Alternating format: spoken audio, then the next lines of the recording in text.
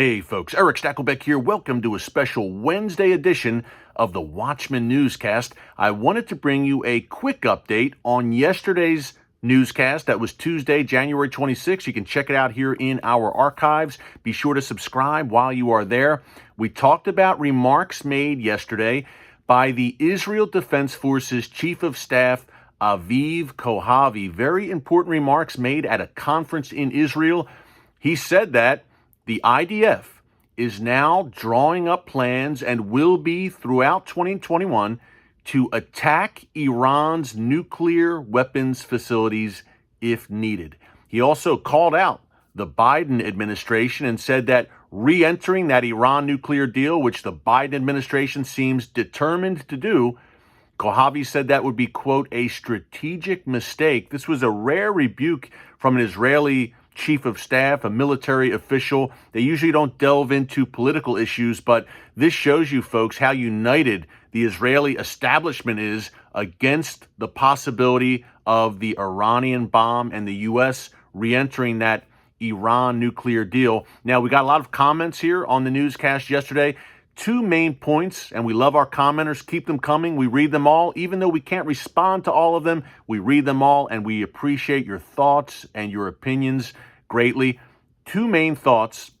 Number one, why would Israel telegraph its intentions and announce to the world that they are drawing up plans to strike Iran's nuclear weapons program? And the second main comment was that, yeah, of course they have plans to strike Iran's nuclear facilities, and they probably have for years. So I'll address both of those comments in a second. Before I get into that, here is the Iranian response. We knew it was coming, right? Yesterday was a big deal. It made major headlines for the IDF chief of staff to say, yeah, hey, we are going to do what we need to do if Iran is on the threshold of acquiring the bomb, and the world isn't going to do anything about it. Here is the Iranian response. It came, at least at first, Khamenei and others, the supreme leader, and others may respond as well in the coming days. But so far, we have a response from, and I'm just going to read this directly from my laptop for you. I don't want to misquote them. We have a response from the chief of staff for Hassan Rouhani, the Iranian president, the supposed great moderate who the mainstream media and the Europeans just love to meet with, Hassan Rouhani. Here's what his chief of staff said, quote, "We are serious in defending the country, in defending Iran." He went on to say about Israel, they talk more and seek psychological warfare, and they have virtually no plan, no ability, and no capability to do so, to strike Iran's nuclear facilities. He also said something very interesting.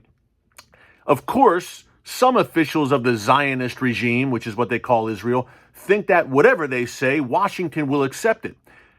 But I think the new U.S. administration has its independence. This was a direct quote by the chief of staff of Iranian President Hassan Rouhani. Obviously, every part of those quotes is interesting. His intention or his statement that it's only psychological warfare on Israel's part, he is correct in that, yeah, this is partly psychological warfare, without a doubt. Iran has been waging the same kind of warfare against Israel and the West. So clearly, Israel is sending a message, without a doubt.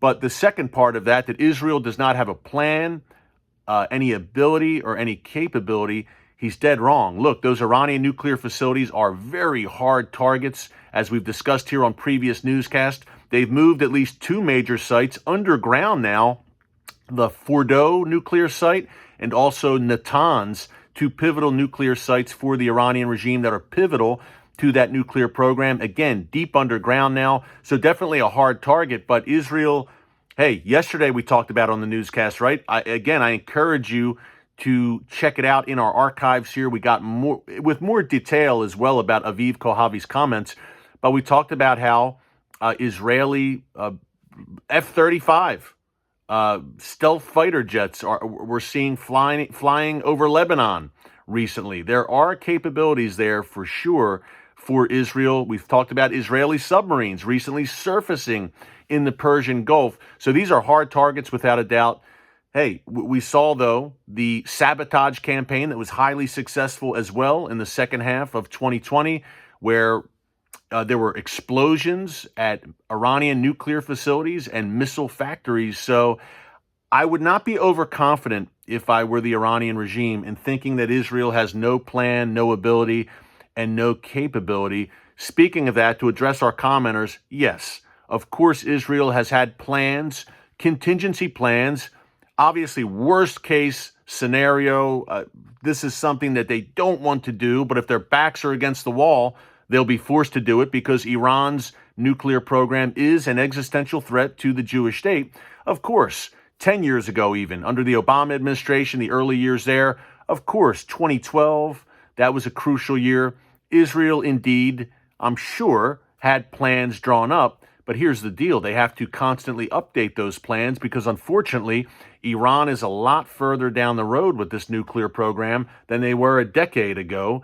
And we just mentioned, obviously, the Natanz and Fordo facilities are now hard targets deep underground. So the plot thickens, and Israel is updating those plans without a doubt. That's one thing to keep in mind. The next thing to keep in mind, in terms of announcing to the world what they're doing, some commenters say, why would Israel tell everyone? Well, look, it is a part of the message, the tit for tat thing that's going on that we've talked about here in the newscast, where Israel and the United States are sending a message to Iran. Iran is sending those messages back in various ways. So this is part of that psychological warfare. Indeed, it is. So this is really not a surprise. And I don't think anyone in the Middle East or in the world, for that matter, thinks that Israel is not at least preparing a plan where they would be pushed into a corner and forced to ultimately strike those Iranian nuclear weapons facilities. Now, key point, and this goes to Rouhani's chief of staff, his other comments about a Biden administration. If a Biden administration would re-enter that Iran nuclear deal, which would guarantee that Iran would eventually get the bomb, then Israel is sending messages clearly that we may be forced to act. If you are Israel, they may be forced to act, and sending a clear message a week into a Biden administration. He's been in office for a week. Israel is saying, don't do it. This would be a disaster for the region, for the world. I can tell you as well, folks, that the United Arab Emirates, the Saudis, Bahrain, and other Arab nations who are aligned with Israel now, they're saying the same thing. They are fully on the same page as Israel on this and saying we cannot allow the Iranian regime to acquire the world's deadliest weapons. By the way, today, Wednesday, January 27th, is Holocaust Remembrance Day, always a big day in Israel, of course.